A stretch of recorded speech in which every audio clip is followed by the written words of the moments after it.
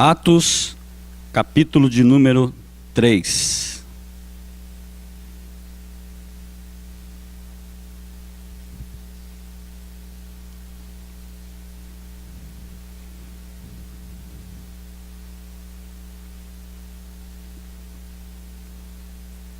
Deixa aberta a sua Bíblia nesse capítulo de Atos, capítulo número 3 de Atos.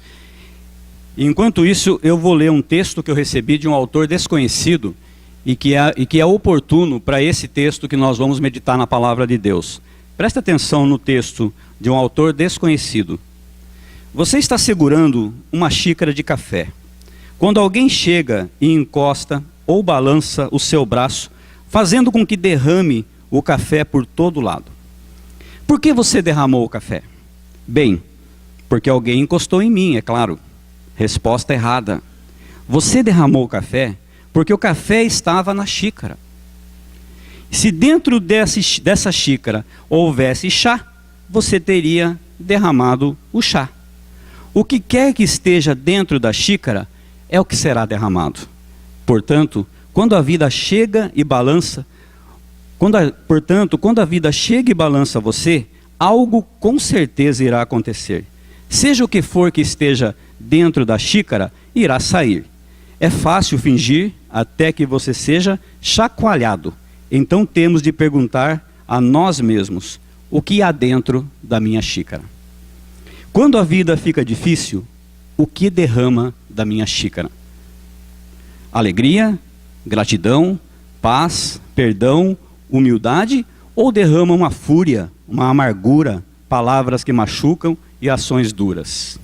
Vamos ler agora o texto de Atos 3, de 1 a 6. Acompanhe a leitura. Pedro e João subiam ao templo para a oração da hora nona. Era levado um homem coxo de nascença, o qual punham diariamente à porta do templo chamada Formosa, para pedir esmola aos que entravam.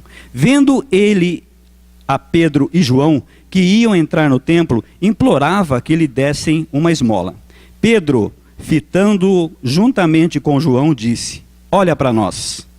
Ele os olhava atentamente, esperando receber alguma coisa. Pedro, porém, disse: não possuo nem prata nem ouro, mas o que tenho, isso te dou. Em nome de Jesus, o Nazareno, anda. E tomando pela mão direita, o levou. Imediatamente os seus pés e tornozelos se firmaram. De um salto se pôs em pé, passou a andar e entrou com eles no templo, saltando e louvando a Deus. Viu todo o povo a andar e a louvar a Deus, e reconheceram ser ele o mesmo que esmolava assentado à porta formosa do templo. E se encheram de admiração e assombro, e por isso que lhe acontecera. Pedro disse, no verso número 6, Pedro, porém, lhe disse: não possuo prata nem ouro, mas o que tenho, isto te dou, em nome de Jesus Cristo, o Nazareno. Quando Pedro, meus irmãos, foi esbarrado por esse homem, foi interpelado por esse homem naquele momento em que, pedindo esmola, um coxo, uma pessoa com problema físico, foi interpelado por Pedro.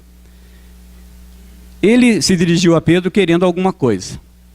E Pedro respondeu a ele: não tenho ouro, não tenho prata, não tenho dinheiro, mas o que eu tenho, eu lhe dou nesse momento. E o que Pedro tinha nesse momento?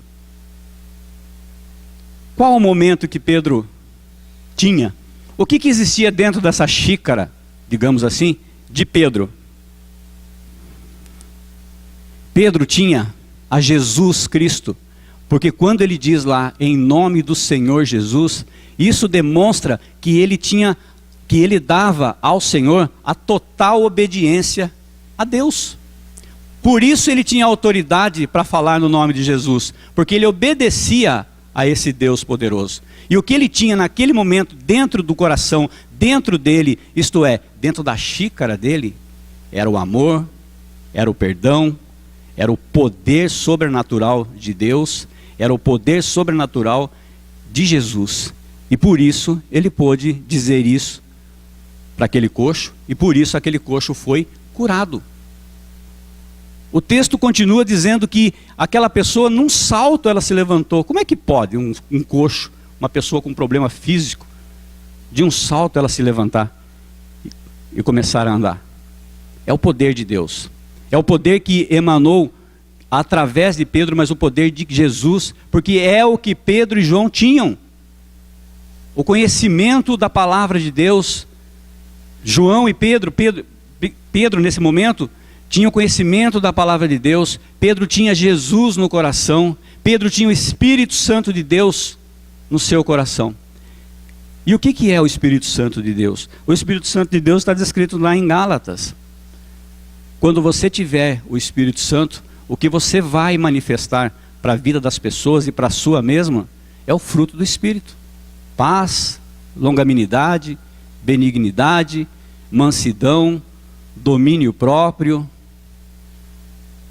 Tudo isso faz parte do fruto do Espírito.